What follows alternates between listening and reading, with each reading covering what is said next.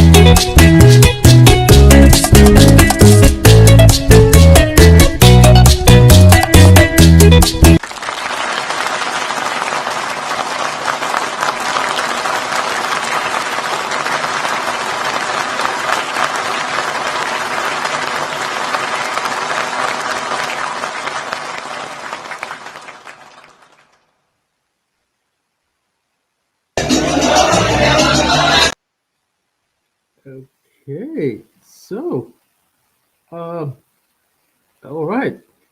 Hello, hello everyone. I'm Russell Royce Laurie from Cool Folks Who Love the Bachata.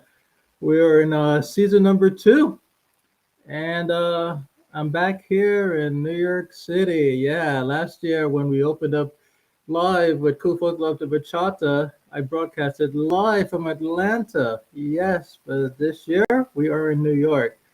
I'm happy to be back. Facebook, social media, thank you for allowing me to do this for second season.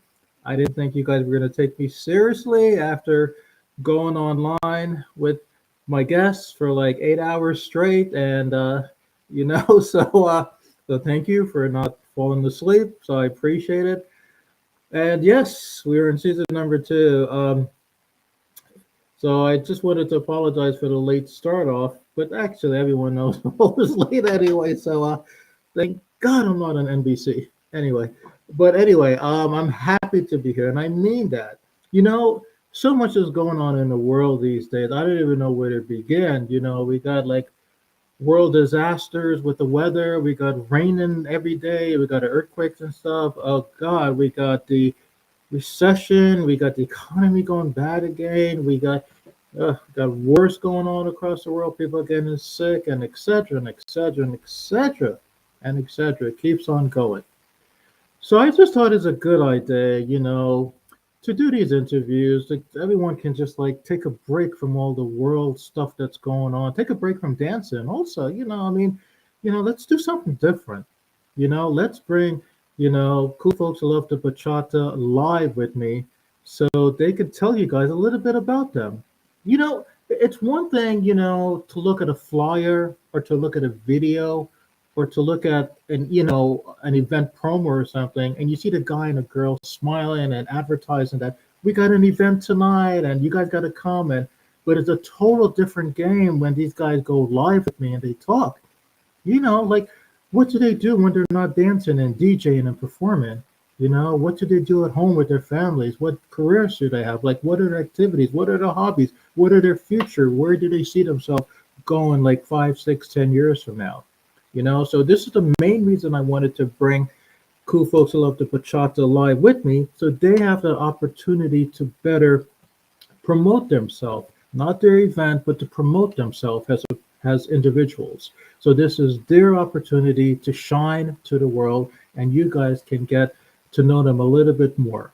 So that's the main reason I'm doing this. Not, I'm not really for publicity, not really for money. I mean, I already got a second job, but I'm just, good to do stuff that's unconditional and just do stuff that you love, and this is what I love to do. I really do. Um, just a couple quick announcements before I bring my guest on. I just want to say a big thank you to Central Movement. I made it out this past weekend in Orlando. Yep, I went back home to Florida to celebrate uh, with Central Movement. Anna Sim, you did a great job as always. So thank you and your Central Movement people. Um, Summer's coming up, and I do plan to continue giving my support to as many cool folks who I love the bachata members. I am planning to come to the Viva La Bachata Bodies event in Maryland in a few weeks. I'm planning to come back home and in about 7 days back to Atlanta, coming to the Mike Arana's event. I'm planning to go for the first time to Las Vegas. Yes, and I'm planning to come back to California after 7 years. So I'm going to do my best. The economy sucks, but I'm going to do my best to try to get inexpensive airfares so I can come support all of you guys and say thank you for being you. And you guys are doing a great job. I've been to your events, I've seen your promos, I've seen your ads. You guys are very like intellectual. You guys are charming. You guys are loyal, and you guys are cool. That's why we're cool folks who love the bachata and more. And so okay, enough talking. I know Facebook is like, Russell, just get to the point. I can't get to the point. Anyway, my guest tonight. Okay. Oh, I didn't even know where to begin. This guy deserves an Emmy award. No, not an Emmy award, an Oscar award. Yeah, forget the Emmy award. Let's just go to the Oscar. I mean, he's a director. He's a director of Beastly Media Group. Okay, he's a digital creator.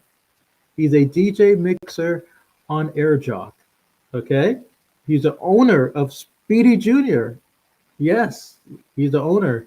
I mean, he does DJ lesson, and he's a family man, and he's a good person, and I be truthful, and him and I just talked about this a second ago.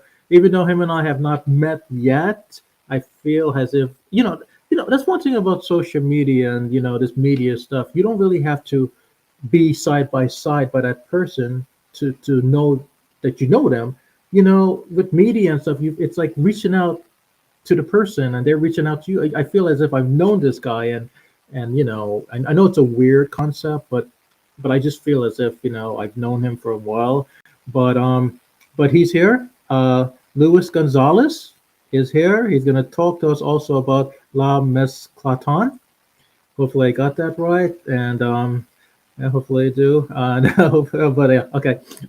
But he's going to be here, and I'm blessed to have him on because he's a super busy guy, and he took the time just to meet with, a little nobody named Roswell. So I just want to thank him in advance for doing this. So without me talking much more, let me bring Mr. Gonzalez on air so we can talk. Okay. Um, Hi, Hello, Mr. Gonzalez. How hello. are you? How's everyone doing? I'm speaking on behalf of everyone. Everyone is doing okay. Great, great. Of course, yourself, Mr. Roswell. Thank you so much for inviting me on and You're talking to me. very Yeah. welcome. One of the reasons I wanted to do these one-on-one interviews like on Restream because I don't want it to be like one of those like public rowdy like you and I talking and then this Right. person and that person and strange people are jumping in and jumping out and Mm-hmm. Mm-hmm.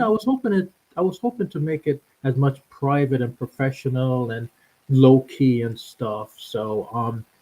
But uh but I'm happy to have you here. I mean, first of all, let's begin. And I know I asked you this question before. Let's talk about your background there. I like the scenery. What's on the Oh, the shelf? background behind me. Yeah, yeah. I'm a big fan of fandom, nerdom, comic books, video games, stuff like that. So I got a bunch of things that just make me happy in my room here. Plus my DJ equipment and stuff. This is where I do my lives on my YouTube channel. And Mm. this desk right here where I'm sitting at is where I also do a podcast for work, but it's really because I want to do it. It's a fandom podcast. We talk about Marvel, Star Wars, DC, science fiction, fantasy, whatever we feel like talking about on there. I also do that as well. Yeah. So that's You what know, this room is all about. yeah, I Music work and for and things that I like. great. I work for a toy company. I do like I'm a contract specialist, and I actually work for a toy company. I Oh, grew up really? in the '80s and the '70s. Yeah. Yeah. I grew up with like GI Joe, Mm-hmm. Mm-hmm. Transformers, He That's what I got. Man. Some Transformers, some Robotech back there. Some I thought you yeah. did, even without my glasses. I Yeah, thought you. yeah, I didn't want to they're say back there. anything, but I just can't I zoom in this particular camera, but yep, I Transform. got some yep, Go? Transformers. Do you remember GoBots? I got a GoBot, some GoBots on top there. Yep. God, I I got love a what's the what was the leader? Leader one. He's leader one's up there somewhere. the plane. Yeah, he Yep. converted into a Mm-hmm. jet. Mm-hmm. Yep. And then the bad Mm-hmm. guy cycled in. The Yeah. sexy Cyclone. hot Yeah. villain Mm-hmm. Crusher. Yeah. The black car. She's like, Uh huh. Yeah. oh, Here's a little toy trivia for that for because you like GoBots. So Cyclone, the big robot, the big yeah, toy of Cyclone, that yeah. was a copy of the motorcycle from Robotech because they bought the rights for the Japanese cartoon that was the third part of Mm. Robotech, and they just decided to use it as the Cyclone toy for GoBots. I didn't Yeah. know that. So if you look it up and you look at Cyclone and you'll put in Robotech or Mousepeda, whatever you want to put, and you'll see the Mhm. toy of Cyclone, and he looks like looks like the bike from Robotech. Yeah, that was like I love that car too. And Yeah. you had like Crusher and Yeah. Cycle or Cycle. whatever, and then Sorry, Scooter. Cycle. That's Cyclone. Cycle. Yeah, that was his Yeah, name. Yep. yeah. And do you remember He Man also? He Man too. Yep. That's it. Tila Yeah, was He Man was hot. great. Tila was. I'm Have so you watched the new interested. He Man stuff? The new He Man stuff on Netflix. It's great. Oh, really? Oh, you Yeah. got to check it out when you get a chance. I'm still trying to like, pump up to look like Masters of the Universe, but it ain't working out. So I'm trying It's to get the okay. muscles. I'm far away too. Don't worry. Um, you see, I was right about you. I do kind of know you. You see, it's like that spiritual connection that Yeah, yeah, we have. definitely. I was right I, about. you have a lot of passion for the dancing community and for the music, and I always see your posts, and I became a joined your group, and we're happy to know you and to be part of your community online. So. Well, Mr. Gonzalez, one of the main reasons I do this is like, I created Cool Folks during COVID. Actually, no, yeah, during COVID, when I first had COVID, I think it was Mm-hmm. March 19 when it Okay. first came out for all of us, right? So while I was planning my funeral plans, because I was like, oh, I'm not going to Oh, get through it goodness. after 6 months of being bedbound, and I said, you know what, I can't make it to the seventh month. Right. I know I'm going to go up. So I said, what can I do before I go? And I was thinking about my dad, and my dad, my dad, he always wanted me to do something unconditional, from the heart, because um, I was one of those like weird New Yorkers, legal person. I was always into like finance and money and Mm-hmm. greed, and stuff. And that was my awakening call to do something from the heart, to give to the world. My dad. So I was thinking about my dad. My dad, what a, he was like Russell. just do something unconditional. Just do it because it's the right thing. So I said, sure. And I chose the dance world. I said, of all the industries on this planet, the dance world, the bachata industry, because I have a lot of respect, Hmm. for the Dominican cultures and Latin community in general. Right. Right. So I said, if I'm going to create a platform, it's going to be focused on Hmm.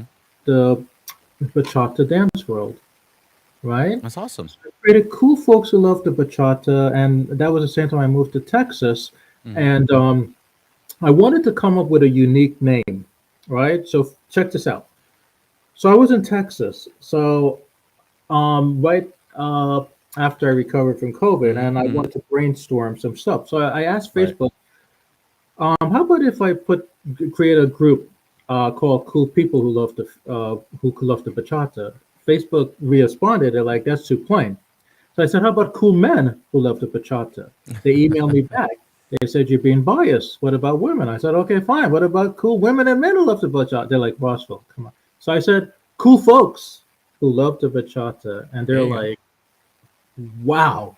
So that's how it became Cool Folks Who Love the Bachata, Awesome. because I was in Texas. I was Hmm. walking around trying, recovering from COVID and trying Right. to get my life back. And I'm like, folks, and you guys are all cool from all around the world. Thank you. Thank you so much. Oh, And okay, so I that love doing bachata sets, so I feel yeah, at yeah, home. yeah. I got into the bachata stuff on a personal level because I was dating someone Hmm. from DR.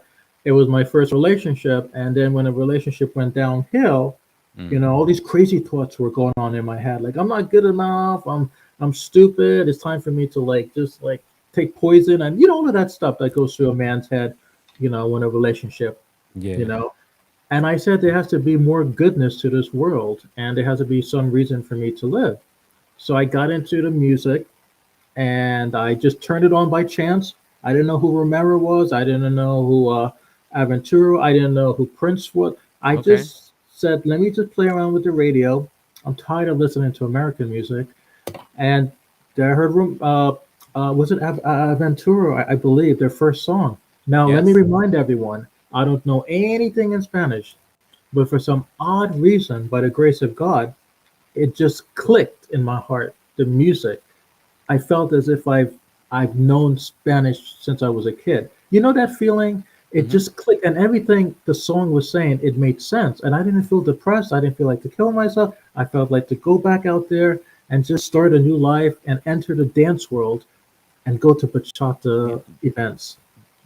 So I fell You in love are, with it. I yeah, fell in and love and with the and culture. don't feel ashamed of that, because a lot of people who are of different races or maybe don't speak the language fall in love with the music the same way you did, and continue to do so to this day, because that's our culture. It's a very passionate music, and sometimes the language barrier doesn't even matter. The music, the musicians bring the emotion and convey that emotion just through the notes, through the arrangement. Salsa, Oh yeah, bachata, yeah. merengue, whatever it is. Yeah. I'm happy you're saying that because now I'm brainstorming here. I thought to enter the world of bachata and salsa and everything that's connected to the Latin music Hmm. industry and stuff. I thought number one, I had to have speak the language because I was afraid that if I walk into how can I say that if I walk into like a bachata club or whatever Hmm. in a Hmm. city where it's all Hmm. like Dominicans or whatever, Right. I walk in there and they might look at me like, "What are you doing here? Are you lost? You're not one of us."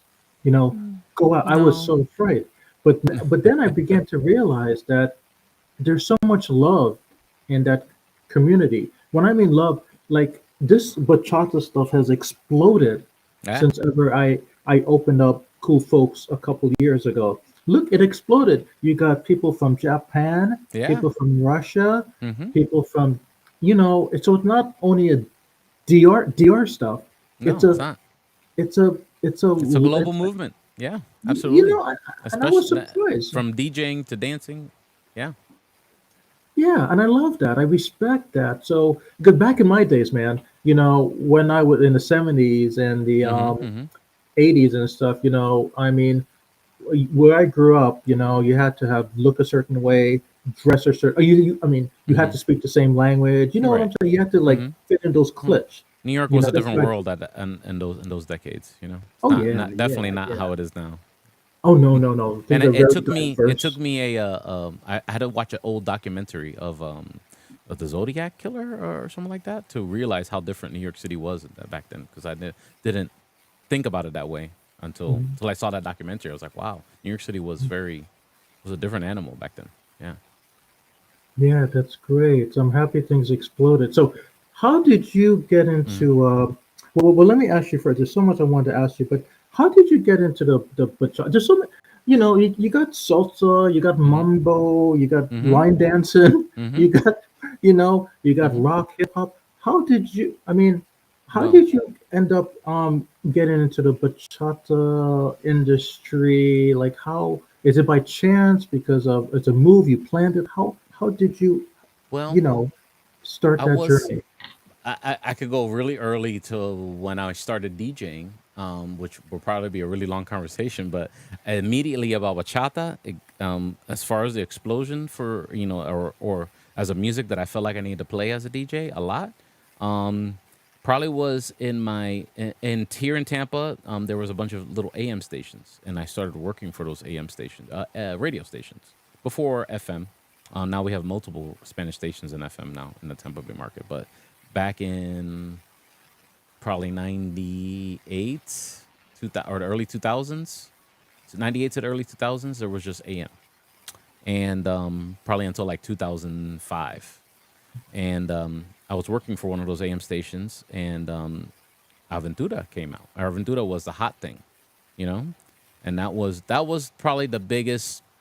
We were playing bachata as far as DJs were concerned. We were playing some, but like as a thing, like playing multiple tracks of bachata back to back and doing like a bachata set probably did not happen for me until Aventura and all those bands that came out at that time as well, because it was the movement, but Mhm. Aventura was such a big explosion from that first album that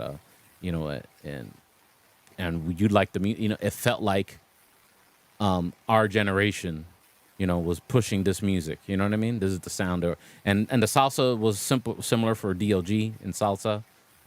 That was like Jerry Rivera, and those younger artists that our generation could relate to. The new reggaeton sound was still coming up, um, and all that was all mixed together. We were mixing all those tracks. So bachata was for me was important. It became on my radar, at that time. Yeah, and always has been. It's always important to me. It's always important for me to be on point and have all the newest bachata and represent the genre, as best as I can, and all the different styles of bachata now. Oh yeah, you got Yeah. urban, you got Hmm. classic, you got. I didn't know that. When I lived in Texas, I didn't realize there were like different types of Yeah. bachata dance. Yeah. You Yeah. have sensual. Hmm. You have like urban. You have, what's that? Or the pop. I like to call it pop, or the pop sound, the urban sound. Yeah, so I really gotta get with the sensual stuff because The sensual stuff, good. And then, of course, there's the traditional. And then there's somewhere in between. Sometimes some of these artists are a fusion. Mhm. Yeah, and Prince Royce. Now I just thought about it. Yeah. I just heard when I was in Orlando, they were playing one of his new songs, and he's more of oh god, what did they say? He's mixing. He's doing something fabulous now. He's taking this diversity stuff to a higher level. I think he's what does he do? Hip is it hip hop? I forgot. Not pop. I think it's hip Mm-hmm. hop and Oh, bachata. he's I done think he's done trap and I like a hip hop, but in Spanish. yeah, I like that. I mean, I like that's a good thing about talking about this. Bachata is like exploding because there's so much love by other communities and other cultures that are accepting the bachata industry and They are. not being They are. afraid to taking it to the next Mm-hmm. level. Absolutely. I Um. like that, really do. Now you, sir. Okay, Yes. my goodness. So you're the owner. Mm-hmm. You're the owner of Speedy Junior. Yeah, so So that's my DJ name also, Speedy Junior, DJ Speedy Junior, um, okay. and I have a, of course, I run it as a company, like a little company. I do still weddings and quinceañeras and sweet sixteens, nightclubs, dance socials, yeah, a little bit of everything. So I do all I operate all that under DJ Speedy Junior. Whenever anybody wants to book me as a DJ. Oh, definitely. You have to post some of your stuff on my Bachata Facebook, like any of your events. Like, feel free to post it. I'll be honest with you, sir. Yeah. There's 3,000 people on it, and I can't keep track of everyone. As you can tell, I'm bad with time management. I mean, look what time we started this interview. It's You okay. know, I mean, It's all right. so if yeah, I mean, feel free. What you just said, I love that because not many of the people I know are have your talent. I mean, um, so do that. The booking of the event stuff. I haven't heard that in a while, so maybe you can Yeah, let post that so everyone I can know will. about it Yeah, I universally. will. I will. Yeah. I'll put some ads up and stuff like that, and I'll share it with you guys. And I do have a regular Friday night that I play a lot of bachata at a nightclub. You- So yeah, Yeah, I'm gonna share that with you guys here in Tampa. yeah. And even if it's not bachata, it could be, some of these people. If it's kind of funny, guys. Cool folks love the bachata. Is the cool folks who love the bachata. And then you see line But dancing and country I'm sure they dancing. I like to don't do a bunch care. of different stuff. Yeah, absolutely. Yeah, I don't care. So love is love. Um, Yeah. but how did you get like Speedy Junior? Why not, you Okay. know, Speedy Bobby or Speedy Rossi? Speedy It's a very Rossi. boring story, but I will tell it. Yeah. I've told it a bunch of times, but I will tell it to you here live on here on your channel. Um, my father, his nickname was Speedy, and he had that nickname growing up. He was a piano player back in the '70s, and he would play in the New York City and Connecticut area. He would be a piano player for different salsa bands and stuff like that. And when we moved to Florida, he always had a friend that would DJ'd, and his friend, he learned how to DJ from his friend a little bit, or at least how to operate DJ equipment. And we're talking about like putting a needle on a record and old school stuff.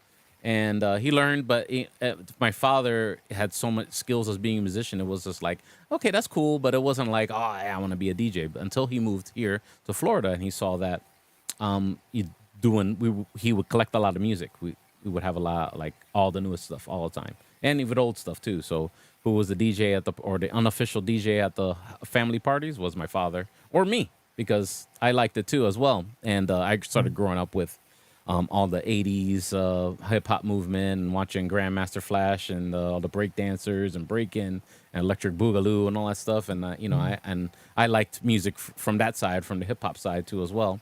My father noticed that and made a DJ company. And so every time I would go out and DJ with him, weddings or quinceañeras or whatever crazy DJ name I would try and come up with, they would just say, "Oh, so you're Speedy Junior. You're Speedy Junior."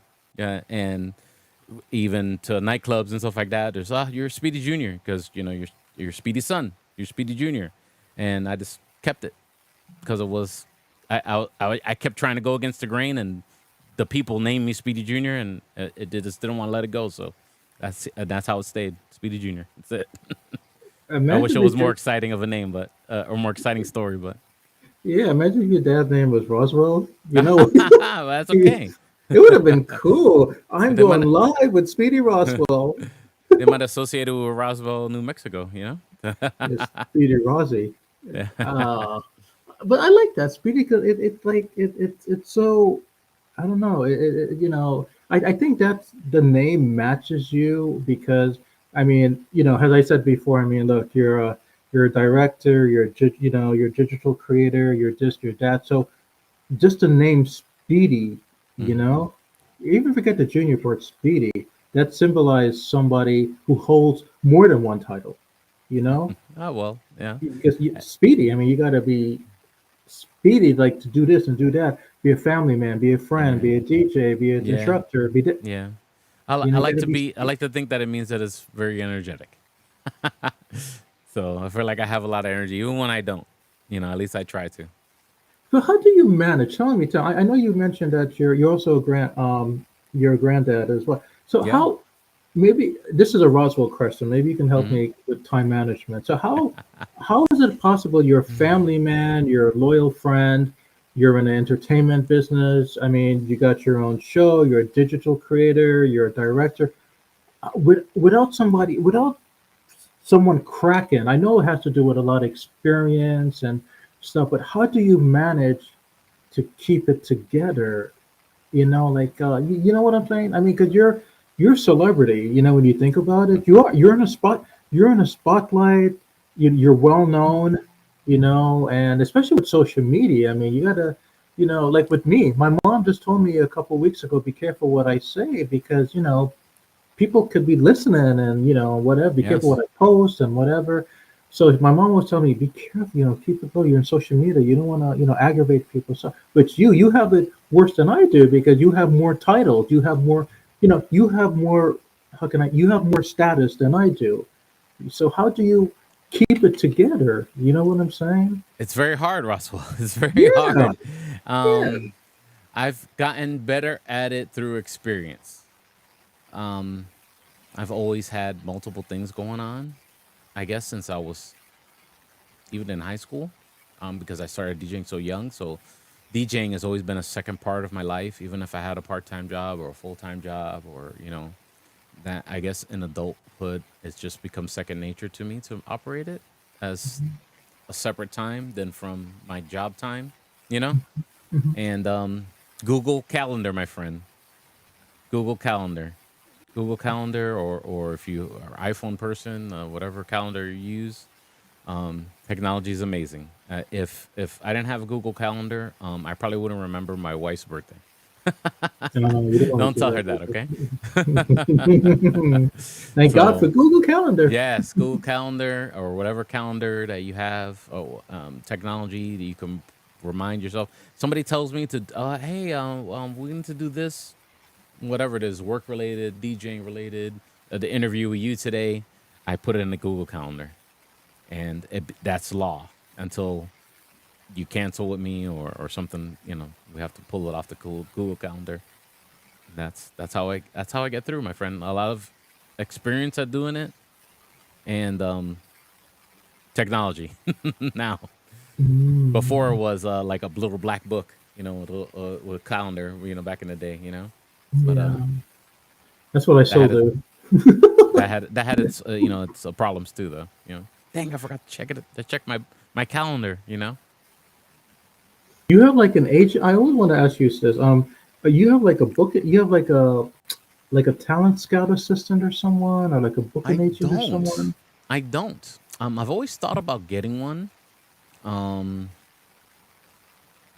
and I've always found it difficult to, for some Mhm. weird reason. Sometimes I find age people who are in the entertainment business that just don't know understand the DJ side of the business. Because even though it's a musician performance, but it's not really. It's more of a you're more a presenter of music. You're more of a tastemaker, you know. Mhm. From or and I guess I'm my own booking agent right now, so I deal with everything directly. I do have booking agencies that book me um, for different events Mhm. locally, but that they are my manager per se and work with me exclusively. No. Yeah, I know that feeling, sir, because like I was thinking about when I started to do this interview Mm, stuff last year. I was in Atlanta and stuff.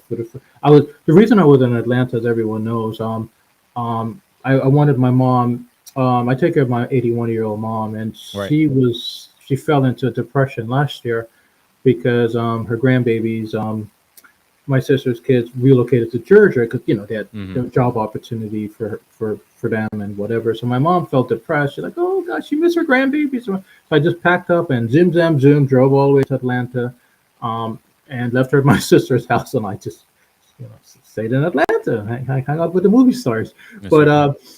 uh, I I wanted to get a talent scout or someone. or even an intern to help me with this interview stuff because Right. I never really did this before. I'm not, Mm-hmm. I never went to, I never went to school for like acting or marketing or whatever. I went to school for psychology and, Right. whatever. So I said, I might need a professional. And then I put an ad through Craigslist, which is bad. And then you get these people, they're like, oh, Ah, we're so, we'll start asking like guest reviewers, we'll go to your Facebook if they want to right. do it and whatever. I'm like, sure. Like $10, 12, no, $52. I'm like, 50, what? Just to call up John Doe XYZ and say, "Hey, would you like to?" I said, "You know Yeah. what? Forget it. On Yeah. Sunday afternoons after church or whatever, I'll take an extra 2 minutes." That's also another reason why I So, haven't got an eight because it's that how much will they want? It's kind of like yeah, it's a waste of, yeah. I don't know. Or just or I haven't become famous enough yet to be in such high demand that I gotta hire somebody or look for one. I guess I don't know. Well, as far as I'm concerned, you are famous. Thank Okay. you so much. I appreciate that. As far as I'm concerned, you are famous, bro. You should Thank you. have your own. And like I was saying before, you should have your own cool folks who love to speedy. I said, cool folks who love to speedy, live with Roswell. No, not a bad idea. Cool folks who love to speedy. Um, Tell us about okay, Hmm. Beasley Media Group, and you Yes. know what I might ask you, because I'm all about Hmm. names. No. You're the director of Beasley Media Group. Yeah. How did you get the name? Is it Beasley, right? Yeah. Be- Beasley is the company. okay. Beasley Media Group has different radio stations in different markets in the United States. Of course, here in Tampa. They also, I believe, they're in North Carolina, Charlotte, North Carolina. They're in Detroit. They're in Las Vegas. And I don't have the full list right now. I think they're even in Boston. Oh wow, Um, they're yeah, so they everywhere. have they're about like maybe 10 or 12 different radio markets in the United States. But they're also a media company, so they just don't do just radio. They do social media, video, podcasting, um, all that stuff. So they use their radio personalities as influencers, and yeah, so they have YouTube channels. They used to have a esports team, the Houston Outlaws who used to play Overwatch. I don't know if you're familiar with that video game, but Beasley Media Group owned that team, esports team for a while before that got dissolved, and they have Twitch channels even. So they have their hands in a lot of media, different media, new age media. This new age media that we're living in, Facebook pages and YouTube channels and stuff like that, as well as radio assets as well. And that's what I do. I work in the video department for the Tampa Bay area, and I help promote the brands with video content, and also I work on audio content as well, and I DJ for the local radio station, which is 92.5 Maxima in Tampa, Florida. That was my original job. I was working more programming in the radio, and then now I'm the director of video and audio for the whole what we call a cluster, which is the whole group of radio stations in Tampa. Now I don't know too much about video and audio. I know Mm-hmm. there's a difference between the two, but Mm-hmm. is it more challenging? Here's where the legal questions come in. Okay. Um, audio. Getting involved with videos, is it more challenging than the It is. audio aspect? I It mean, I know is. there's pros and cons, but Mm-hmm. from your perspective, and how is There, it? there's a technology. You have to know what the files, how they work, and aspect ratios of your audio of your video. Also audio too. You have to know the bit rates and things, and what you're working with and stuff like that. Waves and MP3s and M4. Oh, I forgot what the iTunes format is. I think it's M4A or something like that. And you just have to know those things and how you need to be able to convert things and make it the right size if things come in too small and you need to blow it up or and it's not going to work that way. Yeah, you need to have a little bit of knowledge as far as like how that works and stuff like that. Okay, okay. So, how do you handle all the stress and like, I mean, My this room. Dude, This room is how I handle all the stress. GoBots. Yes, GoBots and GoBots. Transformers, um, and all my nerdy stuff that I like. As part of it, I do hit the gym. Um, I DJing is not work to me, or is not stressful. And the act of DJing is not stressful to me. I guess I've been doing it so long, and I find it so enjoying that it's not work to me. It's like me going, maybe like if Roswell, if you like going to the basketball court, you know, or whatever it is you like to do. Let's say Mhm. basketball. You just like to play basketball, and Yeah, yeah, you're going to yeah. the basketball court today. And let's say one day you made it your business. You're teaching kids how to play basketball, and you're always going to the court, but you don't find it. It's not going to work. It's what you do, and that's what Mm. DJing has become to me now. It's like so it's also a stress reliever sometimes. Just go out and play music, and yeah, that's how I get through. Oh, you want to hear something really funny? How I deal with stress and just in general, even Uh huh. in the media. Yeah. I should bring my mom on camera to tell you this. It just happened last night. I was like, I came back from a wonderful time in Orlando. I'm like, oh Mm-hmm. God, back to this crazy world. Dancing. Yeah, And Dancing's a good stress reliever. yeah, especially on a Sunday or Monday, it hits Yeah. hard. Like it's like, oh Mm-hmm. God, it's over. Back to. So I Yep. decided to get like a bag of. I hope I don't get sued for saying this on air. A bag Yeah. of chips. Yeah. Not Doritos, so I don't get sued by Doritos. Yeah. But Lay's. I Yeah. got Some stress Lay's food. are It's good. okay. Don't get me I got a wrong. big can of gummy bears on my bedside. That's my stress food right there. Gummy bears. Right Really? now. Right now. Yeah. Oh, gummy bear. I didn't know. I think okay, maybe because of the sugar, right? The sugar. Yeah. They say sugar calms you down. Yeah. The gummy bears That's have what they say. a bit of sugar, so that's how I deal with it. So deal with stress, aggravation, all that stuff. I I approve just of it, eat a sir. pack of Don't let chips. anybody tell you any different. Okay. I approve of it. Yeah. Um. So I wanted to ask you. Okay. Let's see. Uh, DJ lessons. Mm-hmm. Okay. I'm happy you're doing DJ lessons and not me. So let me ask you a question. Yeah. I know the people I interviewed last year. Most of them were dancers. As Mm-hmm. I was telling you before. Right. I always ask them, like, what is it like to like stand in front of a group of people that or don't know you teach, and how do you get the message across to them? But just like a teacher in high school, they're trying to get the message to the student. Right. Students, some may get it, some may not. Okay, but in your situation, it's a little similar because you're um you're teaching a technique. I can't say an art, but you're teaching a skill, a trade. It's definitely a Okay, skill. Definitely a skill to skill. DJ. Okay, Yes. okay. There might be people like me, Roswell, Mm-hmm. who come into your class or whatever, and I'm like, oh, I know everything. I know Mm-hmm. about DJ and That stuff. happens all the time.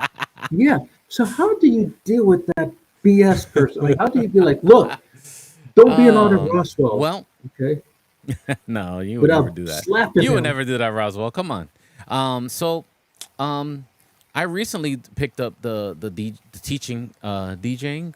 I filled out an application for a company called Bachata, and they hired me to teach DJing, and I started actually, without I never really taught anyone how to DJ until I picked up that part time job.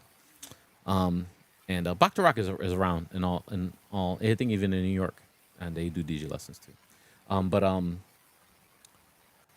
my approach was, and it seems to work, is that no matter if you know or you think you know, I usually just say, "Hey, okay, well here, whether you know or you don't, here's two songs, right?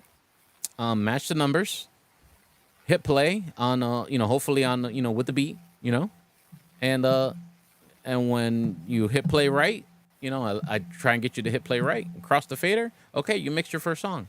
Were you comfortable with it? No. Did it sound right? No. Well, then we got this is how we're gonna work now. We're gonna teach you how to operate the machinery, how to fly the plane, for lack of better words. Teach you all the buttons and all the dials mean, and what they do, and take it from there. DJ lessons is kind of like a music theory class. Have you ever gone to or maybe when you were a child, you ever, like an intro to music in even kindergarten or first grade, where they give you the recorder, the Yeah, little flute, that just the flute, happened. the flute Yeah, in high recorder thing that school. you go whoop Yeah. whoop whoop whoop whoop. Well, Oh, so that's how it works. Okay, yeah, I did it yeah, opposite. that's how it I goes. almost hurt myself. But that's such an important class because it's actually teaching you music theory as a child. Mm. They're teaching you, okay, this is when music bar staff is going to begin on this note, and they go, okay, 3 2 1 boo, and you play, what I'm saying, and they're teaching you, giving you an introduction to music theory. And that's Mm. what I feel like is the biggest thing that people think they know but they really don't know. Mm. Music is a language, right? And no matter what it is, it's bachata, it's salsa, it could be merengue, it could be hip hop, it could be house music, it could be whatever it is, reggaeton, reggae, dance hall, Afrobeat. I don't care what it is. Everything has a music theory. Everything has is in bars of 8, 16, 32. There's a chorus or a hook. There's a verse or a second verse. Sometimes there's a bridge. Sometimes there's a pre-chorus, and you have to recognize when those starts things begin, and when they end to DJ properly. And Now, that's probably the biggest thing that a lot of people think they know, and I have to be like, no, listen to what right, you just did. It didn't make no sense. It was just a mess. You know, this is how right, it's done. And then I have to show them, and then get them to start thinking about music critically. right. Now, does it help a little bit if the person walks in there with a little open-minded, just like with Yeah, anything? yeah, yeah, I yeah. mean, If it's they're just definitely closed-minded, it's gonna take them a long time to learn how to DJ. And I will be there with them every step of the way, trying to teach them. I'm very patient when it comes to that. But you know, if they're very closed-minded, it's gonna be a very long process for them. Definitely. I'm happy I'm not doing it. I don't. I have patience, but not that. I'll be Man. like, Yeah, let's you'll probably join. pick it up right. If you're a dancer, I know there's a lot of dancers watching this, right? If you're a dancer, you already know a little bit of music theory. You know how to start on one. That's very important for DJing. You Oh know, yeah. so you already know a little bit of music theory. Maybe you now understand what when a chorus starts or a verse starts or a bridge starts, but or ends. You still know a little bit of music theory to start dancing properly, right? Especially if you're dancing salsa on one or two, you know how to count the measures of a song to start properly. So yeah, that's a little bit Well, of music theory that you just learned. well, you should have seen me this past weekend in Orlando. You probably would be like, Roswell, what the heck are you? Are you sure Oh, you do? stop. I was going crazy on the dance floor, bro, sir. I couldn't remember my 1 2 2 4. I was just having a good old As time on long the as you're having a dance good floor. time, yeah, yeah, absolutely. That's You what it's all know, about. And DJing to me is having a good time. Man. I, there's of course there's negative sides to everything, but I enjoy making other people happy by playing music for them. So yeah. okay, that's important. That's very important. And you said something that makes super sense. Everything you said made sense. Um, DJ, I mean, um, Hmm. to motivate to motivate someone or to Hmm. help them understand your happiness when you're in front of that mic and you're about to Hmm. play that song. I think that's very. I mean, I know a couple of my friends, DJ business. I can never get it. Like, I always ask them how. What's the magic of like getting like a grumpy old person on a dance floor smiling? Because that grumpy old person may have had a bad day at work or Hmm. bad day at home with his Hmm. family or job. So how do you guys become God or Jesus and for that 1 minute and make that person like yippee, that Yeah. takes a lot of no matter how much schooling you guys have Hmm. experienced, you can't depict what the future holds. You No. can't depict that it's going to work. So Yeah. that's a lot of pressure right there to go to try to It is. It knowing that you're is. going to play something that's going to affect Hmm. someone. So It what's the is. secret, if there is The one? secret is preparation. If you're prepared with knowing your audience is the other thing too, as part of preparation too. Or what am I doing today? We're doing a bachata social. Okay. All right. I need to have all my bachata prepared. Oh, okay, we're doing a regular social where I'm gonna be playing a little bit of everything. Am I doing a regular nightclub night? I need to play reggaeton. Am I doing a top 40 night? A lot of preparation and knowing who your audience is. That is a little insight into the advanced part of the class, of the DJ class. After I teach you how to do it right, I start teaching you the what's the word I'm looking for? Is the theory of programming music and looking at people and making good programming decisions, song selection decisions, you know, and just people watching. Really, if I'm playing, like you're with that face right now, listening or to your friend, having a conversation. I'm playing music. You're probably enjoying, what I'm playing. You're having a good time. Um, if you're just standing there looking at your phone, you're probably not enjoying your time. You know what I mean? If you're moving in the chair, that means you're liking what I'm playing. Even though you're not might quite be dancing, but I'm getting something out of you. It's good. Or you're bopping your head, or you're moving your feet. All those little things I look for. Even I'm just playing background music somewhere. Like a brunch or something. I look for all those things, and especially if they're dancing, of course, and what's working on a dance floor. And also, then there's also the movement of of the dance floor, as far as for lack of better explanation, if we're going to be selling alcoholic beverages. So it can't keep everyone at the dance floor all night, because guess what happens at the bar? No Mm, money's happening at the bar, and then yeah, that's something to consider. so eventually I have to say, okay, let's take a break from salsa, and let's let some people dance bachata now, and maybe those salsa people will go get a beer or wine or something, and then we'll, of course, after maybe some other different sets of music, we'll go back to that. But that's just a little bit of the theory of, you know, how we play and why we play it for, for the particular reason. And No, that, and some we might not win over that grumpy person at all. You know, it might just be a no-win scenario. You know what I mean? And it's unfortunately one of the pitfalls of DJing. But we try to make as many people happy as possible, and a lot of that's preparation and knowing your audience. yeah, I'm one of those grumpy people. So you're gonna have to really work on Just me play when you I some keep bachata, it. man. You're gonna go crazy. You're fine. I already know the secret. I'll give you a list of all my songs you're gonna play. I'll be like, I'm coming at this time, at that time. You better be Yeah. playing capital P. No, I'm just kidding. But how do you keep it together? Like, how do you Hmm. behind the mic? Because I know with me, at one time I was thinking about doing what you do, Hmm. and I said, I told my instructor in school, you know, I don't like this song. I want to play what I want to play. He's like, with that mentality, Roswell, you can't you can't play just because stuff that you Yeah. want to hear. What you have to do with the audience like. I'm like, look, I'm the DJ, so what the hell with the audience? Okay. You could be that DJ that wants to play what they like and be damned the audience, Mhm. and you cater to the audience that likes what you play. You could be that DJ, and if you reach success being that DJ, that's great. But you can also be that DJ that only caters to the audience and Mhm. doesn't even really play what you like, and Mhm. then kind of be like very sad inside. You know what I mean? Mhm. So I like to think myself somewhere in the middle. I like to, put on a good show and make everybody dance and know my audience and play the stuff that they like. But I also try and push the envelope and try and play things that I like, that I think people will like also as well. And it may or may not work, but I know when to, okay, that didn't work. Let me do something else.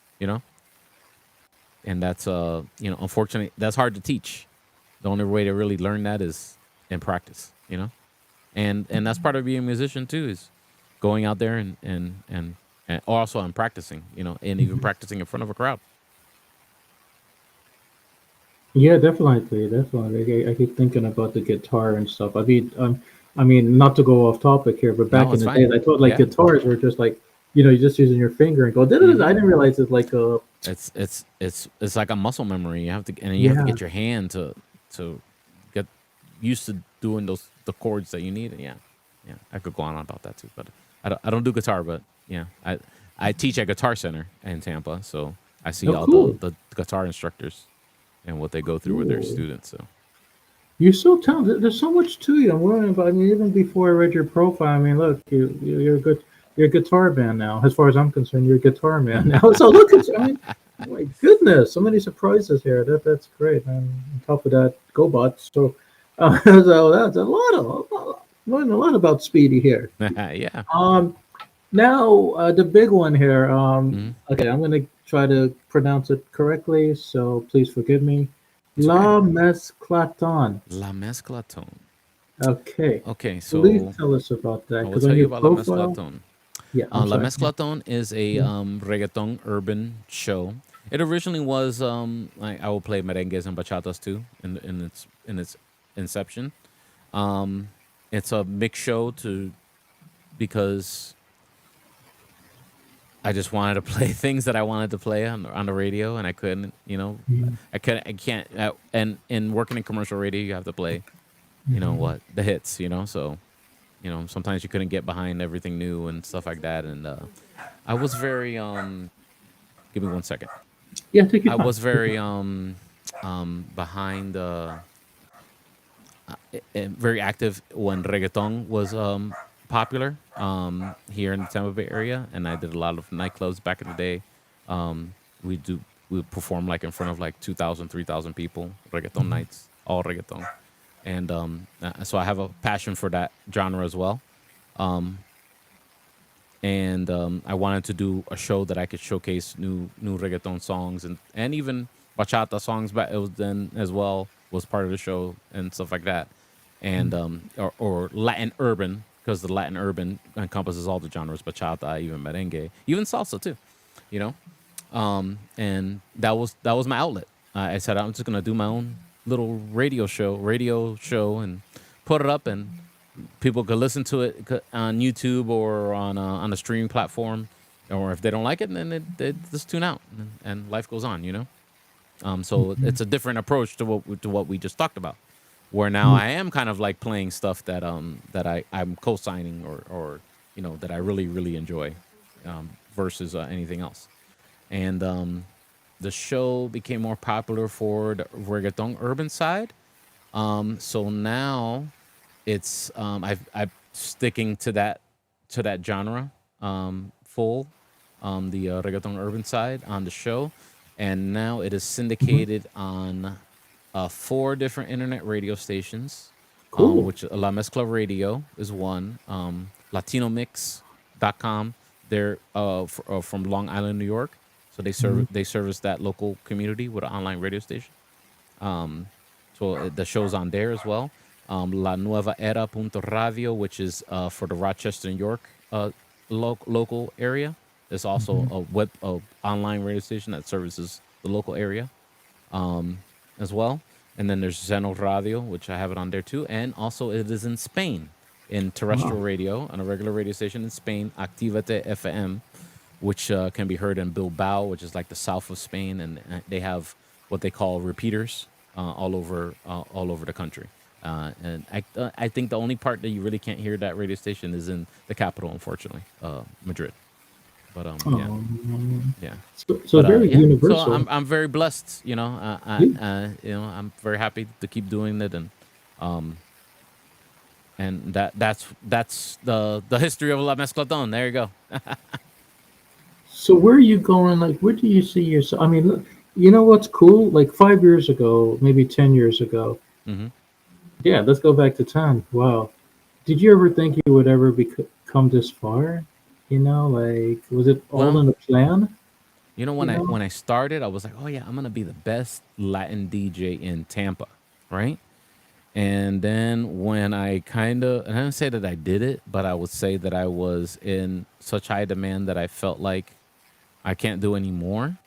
I was just like, I just want to DJ, you know, and make people feel happy, you know, um, and I'm just every time something great happens, I'm completely blown away by every blessing that keeps happening, with this journey that I'm on. And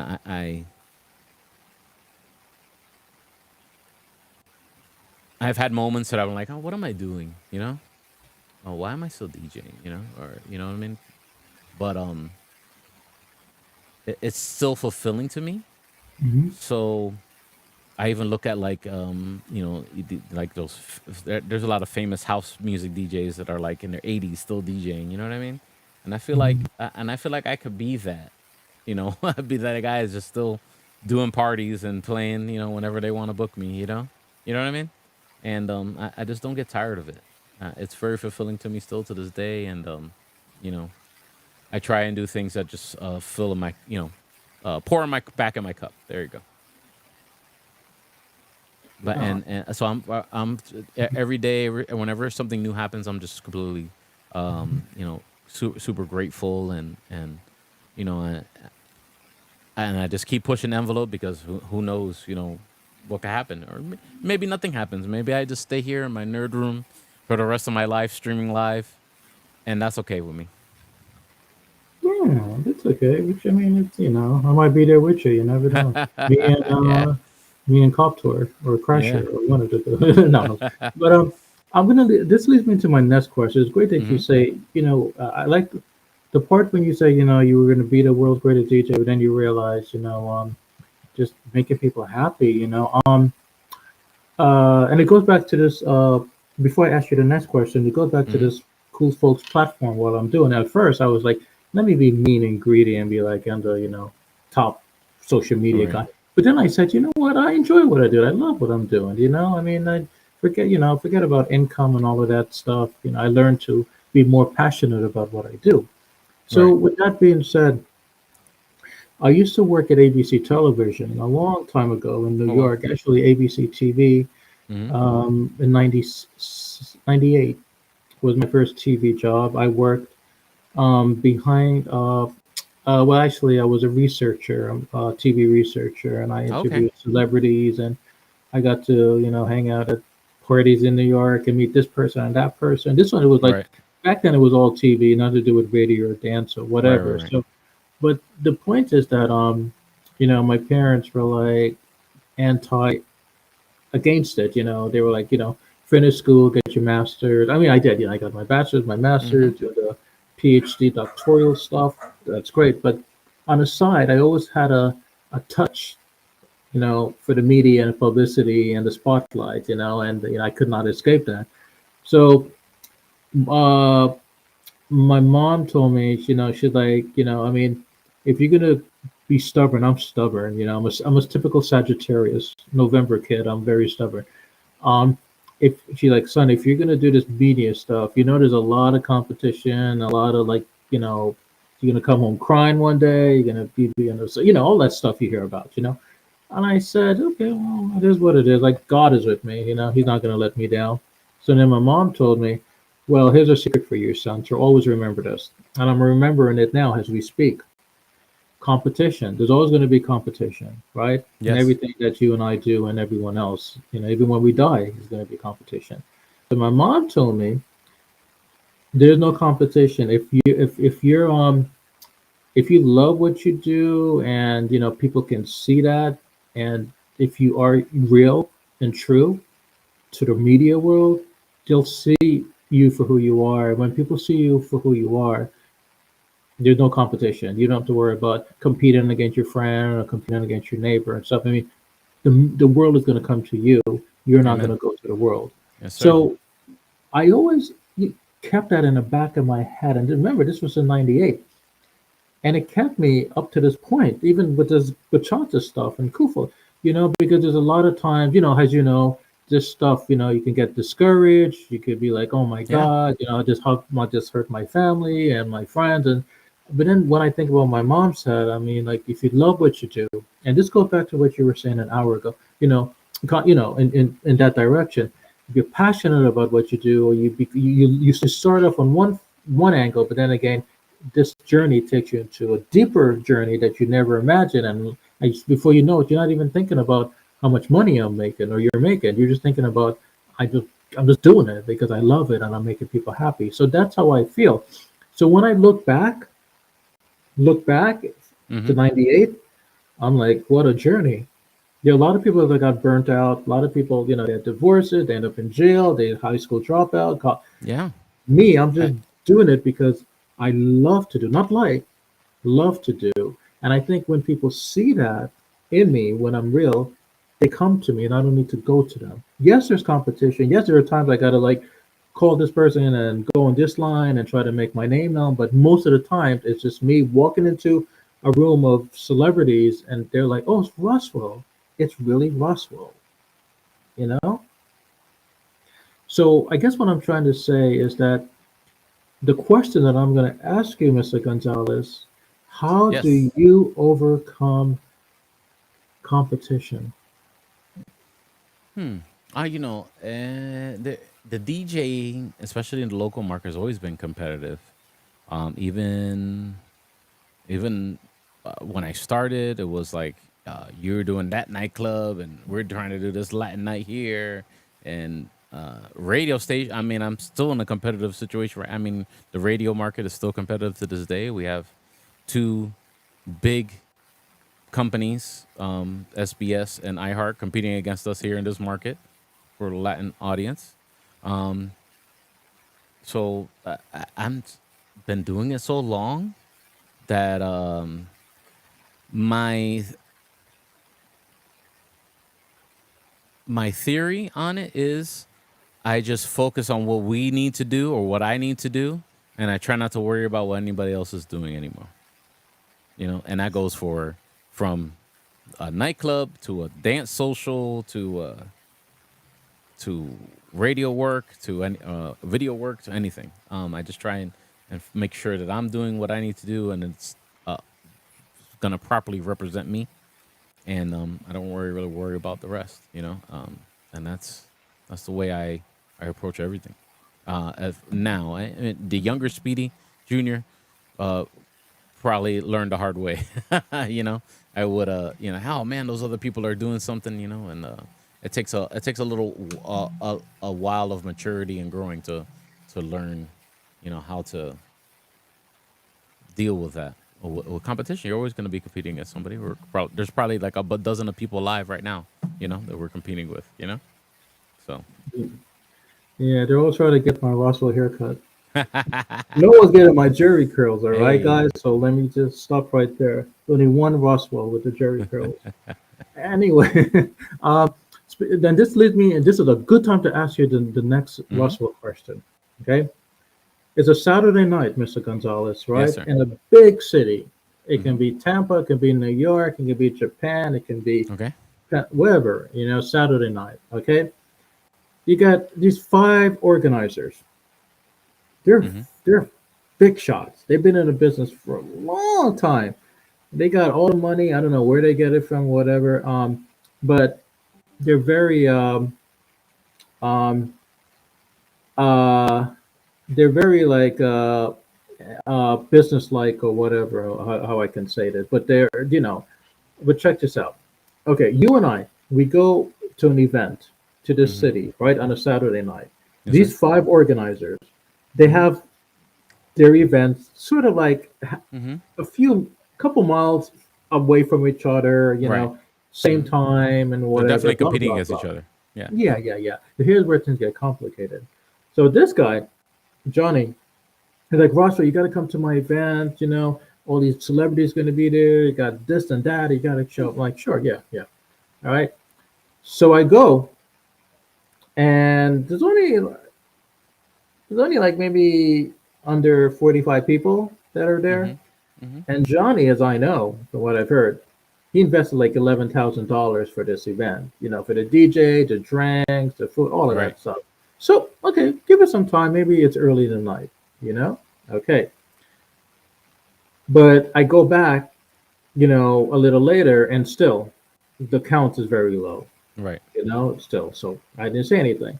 Also, during that night, I got an invitation to go to Sheila's event, right? Mm-hmm. And remember, they all live, not too far from one another, and they have similar dance events or whatever. She's like, "Oh, Russell, we heard you're in town, and nice, come, blah, blah, blah, blah, blah." And I stay for a little bit. The music is great and the food is great. But then I notice, I look around, I'm very self observant, being I'm a Mhm. legal type of person. Maybe like 24, 25 people. And I know how much money she invested a lot, twice as much, more than this guy. I thought a little bit of people to show up. Okay. Okay. Fine. Whatever. I go to this next event, right? I don't know, Carlos. I'm just making up this name. So Carlos is like a big shot. He like $25,000, for his events, right? Carlos has like all these like you know um drinks, different types of drinks, and different types of food, and different types of music. He had the beautiful workshop. He invited this person and that person, but these people that showed up, it was only like maybe 4 or 5 guests, like real celebrities, and the rest were just the public, and the public was average to maybe maybe under 18 people, right? All that money this guy invested, only 18 people can show up for the entire night. So okay, so I said to myself, let me stop over here and check out this person, because I heard this person has an event. Mhm. So I give a surprise Russell visit, right? I know this person just had a lot of, something like these three, Mhm. like lots of money. We're not talking about $100. We're talking about lots of money. And then you have like maybe like I don't know, 14 people that showed up for the entire night. And I know Right. that as a fact because I went back and it's the same number. I kept track Mhm. of everything mentally, Mhm. Mhm. right? Then the last person, Keo, very nice guy, super nice, very, very nice, okay? But lots of money this kid had, and I felt bad because only maybe like about like, I don't know, maybe like 11 or 12 people showed up and they stayed for the night. Okay, so here's my problem. Monday morning comes along, Mr. Gonzalez. Check this Mhm. out. I'm not an Mhm. accountant, but analyzing what happened, it makes me think. So the accountant or the bookkeeper, you know, goes to our friend here and say, this is how much you made. You invested $10,000, but you only get in $120 in your pocket. Wow. Yeah. Okay, this person here, Sheila. Okay, lots of money, lots of money. Her bookkeeper said you only get in like out of like close to 18,000 that you did, you're only getting maybe like Mhm. $210.14, Mhm. right? Right. Oh, that's bad. All Yeah. that money. Okay, Absolutely. okay. The third person. Oh, I don't even want to think about that. If they're getting like not Probably even. in the hole. Let's not go. This person here, okay, Probably also the in the one hole that I too. gave a surprise visit, who just had like maybe 18,000 or whatever, probably only Mhm. getting like maybe like $105 or whatever. Okay, I'm just hypothetically saying. Okay, they get to keep. Because they have to pay for the DJ, the drink, security guards, oh blah blah, all that stuff. Mhm. Yeah. Guest flights, because some of the guests came from Peru or Spain or whatever. Now a little friend here, as nice as this kid is, very nice, he probably only get like maybe like $220, and he Mhm. invested like maybe close to like um $28,000 for this event or whatever. Okay, I'm just saying. I know these Mhm. numbers are kind of way off, as everyone knows. No, I'm it's not an fine. No. accountant, Yeah. No, I but get the it. point is, check this out, bro. Check this Mhm. out, sir. The point is that next Saturday comes. You get a phone call. I get a phone call. We'll get a phone call, and we Yeah. go and we do the whole thing over again. Da da da da da da da da da da da da da. Now the problem is that I don't know if these people are like brain dead, or maybe it's a macho of machoism or stubbornism, or maybe they have free money and help with the economy and whatever. They do the whole thing over again. So my problem, as cool man who love the bachata, 'cause I like to support everyone. In my head, I was saying, if I had that amount of money, why am I not learning my lesson now? Why would I be having the a similar event back to back with my other four Mhm. competitors now? Right. And I mean, am I doing this every Saturday night because I'm trying to prove something to them or prove to me, or am I just maybe there's something I'm not getting, and maybe there is. So I'm going to ask you, Yes, who's sir. been in this business for a super long time, Yes, very okay, long and time. you've probably seen more than I have and stuff, experience and stuff. Um, how can our five amigos, like, how could this have been? How could this have not happened in a first? How is it? Could it be maybe because of support? Maybe the people don't support one another, or maybe they do support one another, or maybe they have to choose, or maybe they should not even have it back to back on the Hmm. same night. I mean, Well, how could this? How could this not happen this Saturday that's coming up?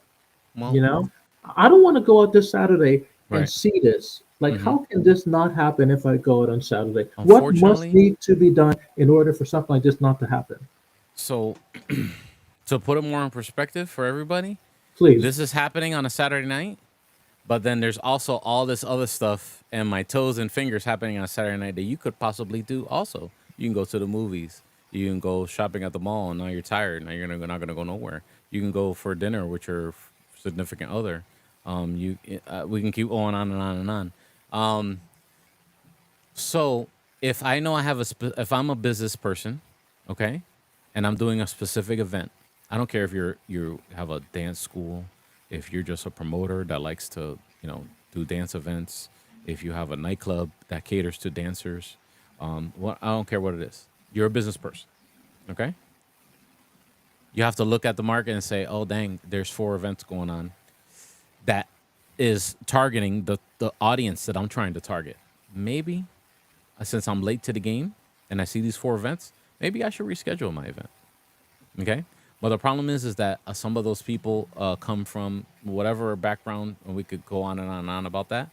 And sometimes they say a stubbornness comes in, and also pride comes in, and they say, you know what, I'm gonna have my X event because X, Y, Z, and whatever reasoning they just fill in with those letters, and they decide to have the event, and you know, and hey, at the end of the day, we never take none of the money with us, right? And maybe if that what makes them happy to do events and lose money, just to say I did an event, that's great. People throw parties and lose tens of $1,000s every day just getting a wedding done or a quinceañera or some private event with a family or whatever. And if that's what they want to do, that's fine. They're more than welcome. But if you're going to be a business person, you have to say, okay, this business model is not working. I cannot go against all these events. You know what I mean? And us as the party goers, we have to look critically and say, okay, what fills into my cup as a dancer? Do I like the DJs performing here? Do I like the acts that are going to perform here? Do I want to support that school or that nightclub or whatever it is, that event or that promoter, and make a good decision that you feel comfortable with and go to it. And you know what?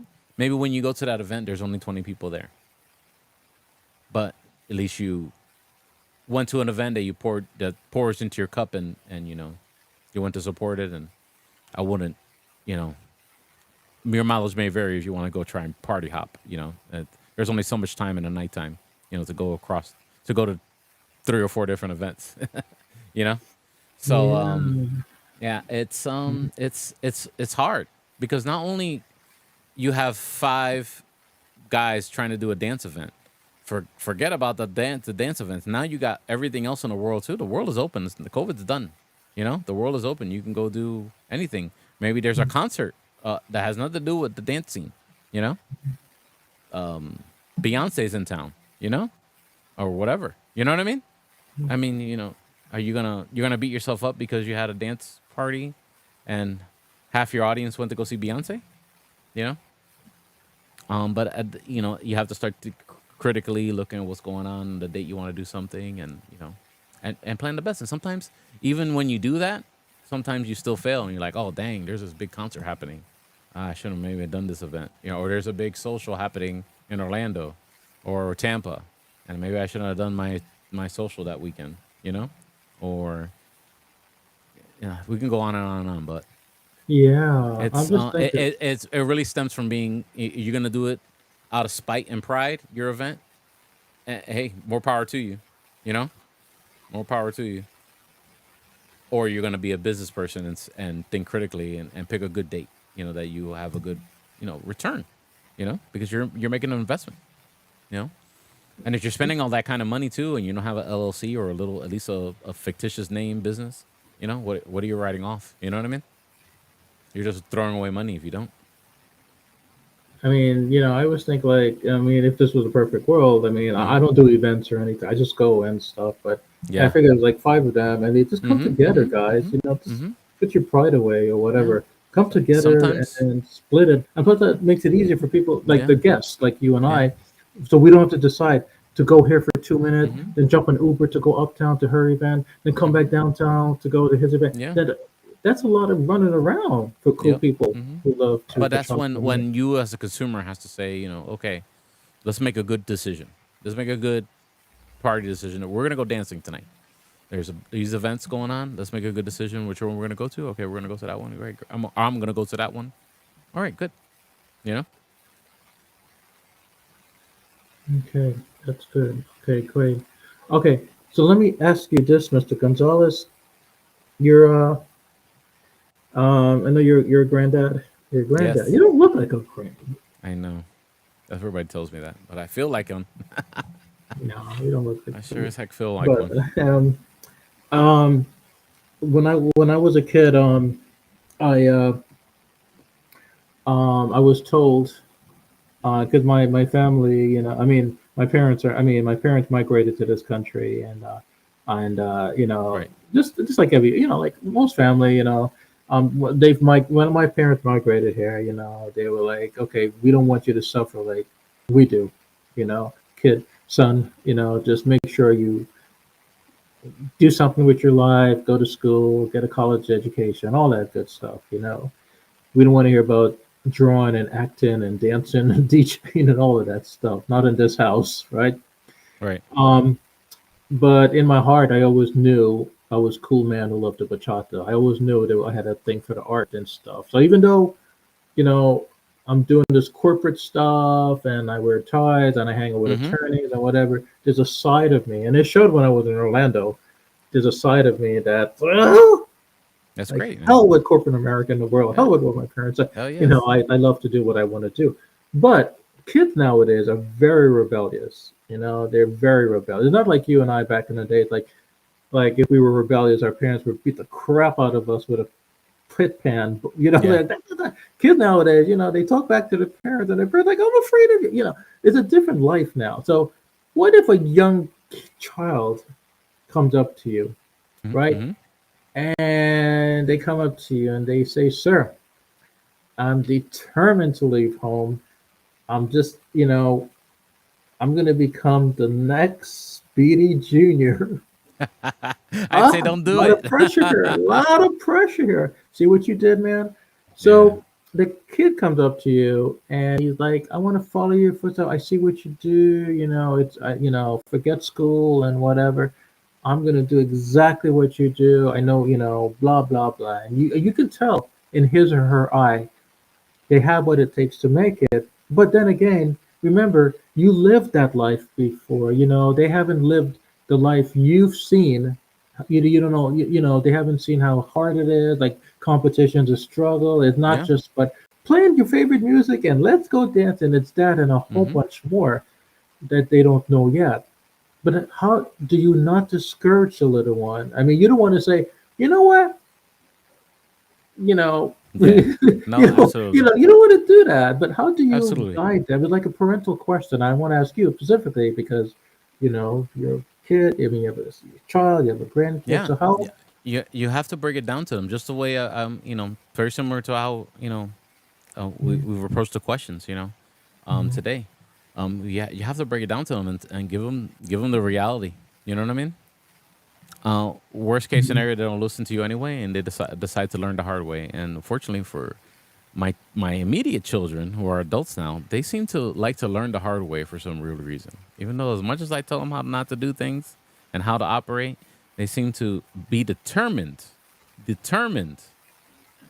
this day to keep doing things the Wow. hard way. And Wow. it is what it is. But uh, at least for your sanity and for not lack of trying, at least you have to break it down to them. You know what I mean? And talk and explain to them it's not all daisies and rainbows. It's Right. it's life, and life is not kind at times. You know, it's like the Rocky movie, a very famous Rocky Balboa quote. It'll hit knock you down and keep knocking you down, and you gotta keep going. You gotta get up. You gotta get up and keep going. That's pretty much it. And you have to be willing to be open minded and learn new things, and you be ready to get prepared. It's just like when when people sign you when our government signs you up for the military service, they don't just throw you with a gun and put you out in the desert, or in the Arctic. They start with basic training, and then depending on your job, they start teaching you that. You know what I mean? So it's very, life is kind of similar to that. You know? They don't throw you out there and say, "Go shoot a rooster and bring it home." No, Show no, us no. what you can do to the Yeah, show government. us what you can Show do. us, Come Sam. back. Yeah, shoot a rooster, not a Yeah. chicken. I don't know. I mean, I watch too much TV, but yeah, shoot a rooster. You can do it. Mm-hmm. Show the government what you can do. Yep. But I'm smiling because when you said the world is It's the not world kind. is Yeah. not that the world could be mean. I'm thinking it's true because they took my car. Okay, everyone's gonna know what happened. Everyone's gonna know on social Tell them the media. story. Roswell forgot to pay the last 3 months of the new brand Honda, and they decided to take his car away during dinner. And the guy literally took it away while I was Yeah, having the my repo man. He spaghetti. will. He Yeah, will take your stuff when least expected. I'm like, bro, I'm having dinner. Let's discuss this after. He's like, no, no, no, no, no. No, I was like, so everyone knows I paid $14,000, my life savings Oh my goodness. last week to get my car back because I skipped my first three payments. I was refinancing my car Mm-hmm. and a brand new car, and I forgot this. I figured, I'm cool man. I love to bachata. Everyone knows me, even Honda. Okay, that's right. There's a lawsuit there. So even Honda knows me. Like, oh, we're not gonna take cool man. I love to bachata car away because he They skipped like will. four payments. I'm like, They will. dude, the economy is bad. I couldn't pay. So zim zam boom. You only have one option, Roswell. You pay for the full car. I'm like, what? But what about customer service? Like the guy is me. There is no customer That's their service here, customer Roswell. service. This is That's not it. Facebook. He said Yeah. that. Like, this is not Facebook. You pay the Funny. money or your car is going to auction in 8 days. Wow. Yeah, guy's mean. I'm Yeah. like, fine. I'm never gonna put you on my bachata Facebook. I wrote his name down. Even if your kids are dancers, they're never gonna join Coolfolks Never. Love the Never Bachata ever. because you're a bastard. Anyway, they took my car away. I got it back, and to make a long story short, the advice you give to kids. I mean, I just want everyone to know that yes, things are fun. This is a great world to live in. But Mm-hmm. on the flip side, Absolutely. you know it's hard. Like, Yeah. America is very, I always tell my friend, I know I'm going off the subject here a little That's bit, fine. but a lot of my friends who don't live in America, some of them live like overseas, and they hear America's great, New York is great, California is great, yes, there's opportunities here for everyone, but it's hard here to survive. Things just don't like happen like that. You got to work hard, and there are bad people among us, and we have to go around the bad people. So little ones don't see that. Especially when you talked about your kids, like how they're determined. As you Mm-hmm. know, same with my mom. She's always telling me I'm determined. When you're young, in general, you don't see the badness. You don't see the harm of the world until you get there. And as a parent, a grandparent and stuff, you want to protect your kid and your Yeah. grandkid so they don't Mm-hmm. see that. But then they're so Exactly. determined. So that's when I They're was so. asking you They're that just. question, Yeah. like how do you handle something like that? And that was a great response, you Thank you. Thank know? you. I appreciate it. It's it boggles my mind to this day, but it's the great mysteries of life, I guess. Oh my God. Okay. We talked about a lot of stuff today, Yes, sir. Mr. Speedy Jr. What else you want to know, Um, my friend? I would like to ask you about upcoming events or places that you're going to be, or Oh what are yes. some stuff you would like to share to the public as to what wonderful events are coming up that you're part of? Yeah, I have a lot of events. So regularly, if I do dance socials, I do festivals, I do regular nightclubs, top 40 nightclubs. Um, of course, I would like to invite you to my YouTube channel. You can get all my mixes, all kinds of different mixes that I put up there, and that's Cool. two words, Speedy Junior. Okay. I have a Mixcloud as well. If you prefer Mixcloud, Speedy Junior. Thank you so much, man. I appreciate it. Yeah. You can follow me on Instagram at DJ SpeedyJR. Okay. And then as far as my regular parties, weekly, every Friday, late night, I'm at Jefe nightclub in Tampa. That's a more tropical salsa merengue bachata night. It's on the corner, almost the corner of Armenia and Hillsborough and Tampa, very famous corner. And I invite you to come check me out Friday nights there. Okay, whenever you are in town, or if you're already in Um, Tampa, by all means, come on nice by. You'll have a doing good it. time. Yeah. Saturdays I do more top 40 English, with a little bit of Latin too, and some reggae dancehall and some Afrobeat. I do that at Eden. That's in downtown Tampa. I'm inside the patio, so it's weather permitting. When it's raining, I'm probably not there. But if it's a nice Saturday night, I'm usually there.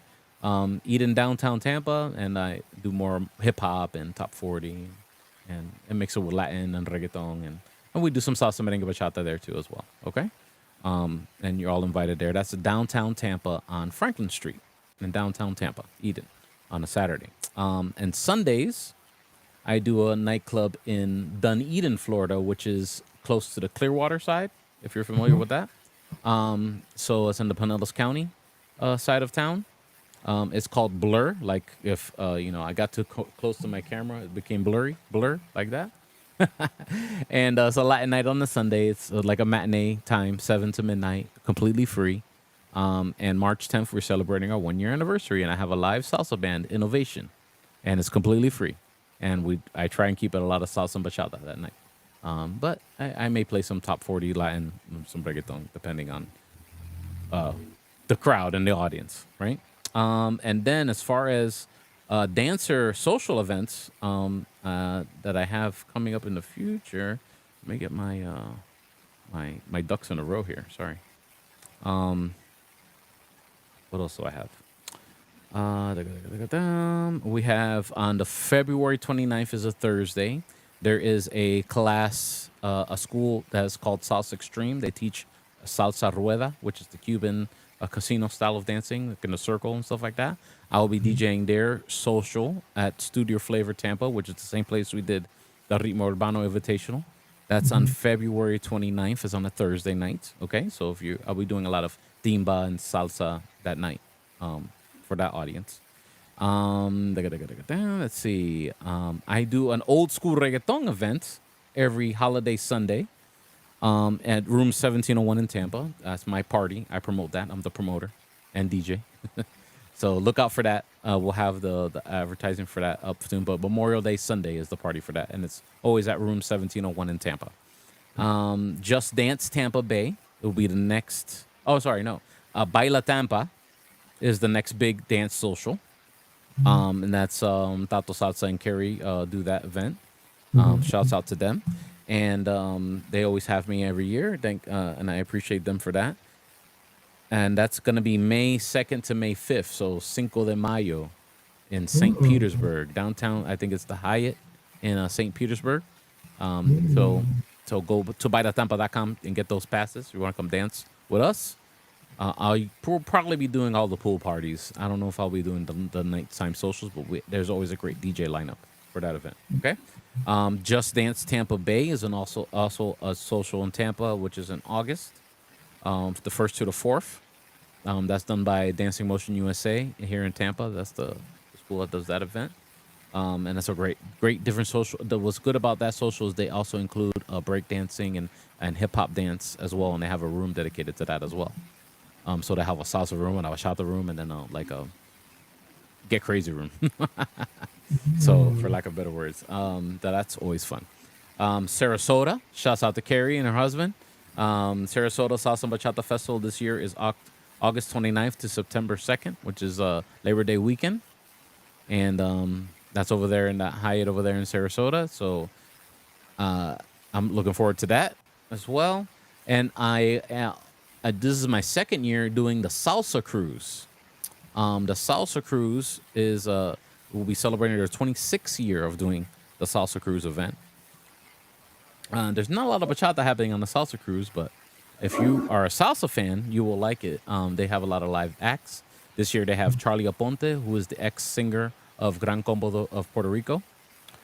He is the main act. They also have Lucito Carrion. He is a famous Puerto Rican salsa singer. Many great salsa bands like Bobby Valentin, stuff like that, he used to sing for back in the day. He's awesome. Moncho Rivera is the other famous headliner.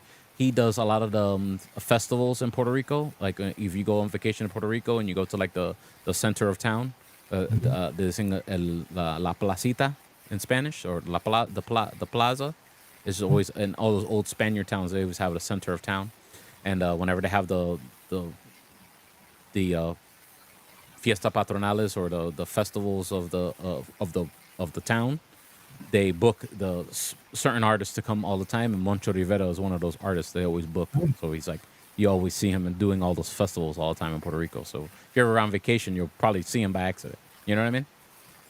But he is the grandson of the late Ismael Rivera Jr., with a famous singer, Puerto Rican singer.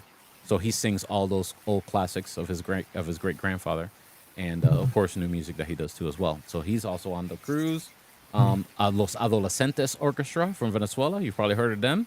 They sing a lot. They have a lot of great hits like Angelo and Persona Ideal and stuff like that. They're from Venezuela, kids from Venezuela, and they'll be on the boat as well. Los Adolescentes Orchestra, and yeah, and me, I'll be DJing on Yeah. the boat. So that's November 1st to the 5th, and leaving Miami on the Norwegian Gem, goes to Cozumel, Mexico, and comes back. And for more information, salsacruise.com. Just that simple. Salsacruise.com. And you can use my code DJ Speedy, and you get some sort of discount, I think. And This is that's my it as far as guy. events. Yeah. Want to come give you a hug I'm right busy. now? Want to give you a Roswell hug? Thank you, my Um, friend. I appreciate it. I um yeah. I do love. I used to go. I used to go to San Juan for vacation. What's that place called? Cantado Beach. Catano? Yeah. I Mm-hmm. used to go every September for Yeah. vacation, Very nice. and then I stopped going. Because like I when the hurricane happened Right. a few years ago, you know that big one, Mm-hmm. Hurricane Yes, sir. Maria. Yeah, that big one that happened where all the everyone was in generators Mm-hmm. for a long time and stuff. Mm-hmm. Just like maybe 5, 6 years ago, and so I haven't been back to Yeah, try it. PR When since you have that. time, try and come back. Puerto Rico Yeah, is waiting for you. I They call missed it that. the island of enchantment for a reason. I missed going there. The people were so laid back and Mm-hmm. friendly and very peaceful. Yeah, It's a different vibe from it America. is. It is. Different It is a very vibe. different vibe. It is a I very missed different vibe. that. I miss going there, but I definitely have to go. Oh, that's what I meant to ask you. Well, first of all, thank you for all of those descriptions. I appreciate it. And No, no problem. so there's a place. Let's see. When I was in Tampa, Mm-hmm. where did I go to Tampa? So I went for a seminar, like was it 5 years ago? Mm. There was a place I visited called Ybor City. Yes, Ybor. Ybor City. That That's is what. part of our downtown, but it's our historic part of downtown. And yeah, it's still there. Yeah, yeah. I attended a couple events there. Oh, New Year's Eve. Now I remember. Yes. I was in Tampa for New Year's Eve like five Oh, years okay. ago. Now I remember. Awesome. Yes, Ybor. Now it's hitting me. I'm sorry. I was in that place, Ybor City Ybor at a City. Yep.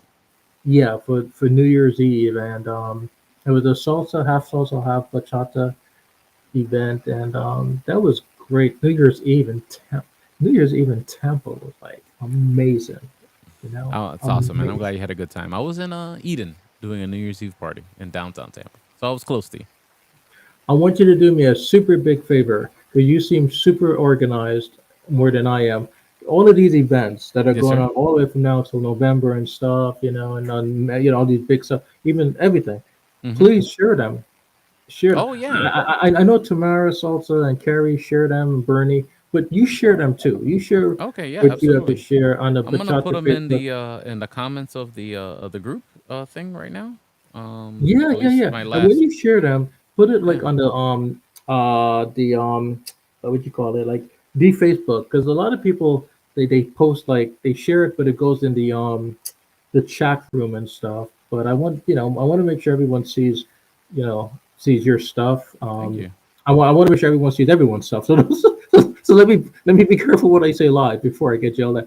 No, I want when cool folks love the bachata. If you guys are listening, this is a good time to say that. God, just threw it up right there now. Yeah, when you guys post stuff, um, try to post it on the cool folks page, because when you guys put it in the chat rooms and stuff, I don't really, I mean, no, just try to post it on the same page so I can reshare it. So, but Mr. Gonzalez, all your events are wonderful, so please, Thank you please, so please much. share it out. Even when I see them, I'll try to repost them. But and I want to say, when you come to New York Yes, for a sir. visit, or New Jersey or DC, I normally hang out in up here, like New York, New Jersey, DC.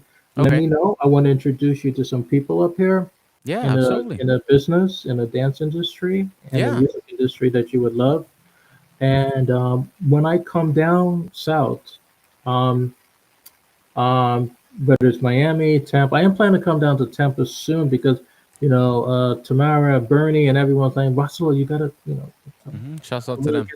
I don't want to get yelled at. So when I come down there, I will let you know. I will let you know in advance so I can, you know, come to your event, or I might just give Absolutely. Just you a let me know. You'll be Roswell. my guest, Roswell. Don't worry. Okay, okay. But I want to say it was a pleasure speaking with you, and I learned a lot about you, and I'm sure everyone else did. And the advice you gave for kids is super helpful that you said. Thank you. Thank you And so much. everything that you said is a virtue. It's very Thank you. noble, and is very Thank you. humble Thank you, as sir. well. The Thank you very much. conversation we had. Okay, Thank you. so and one of the main reasons, and I just want to close with by saying that another main reason I do this Cool Folks Love the Bachata stuff is I always feel that whatever you guys say live can maybe help someone who's suffering right now. Maybe there's Yes, sir. someone who's sad. Maybe someone who's going through a divorce. Maybe they lost someone. Maybe you don't know what's going on Oh, in the the gambit of things. world Yeah, while we talk. absolutely.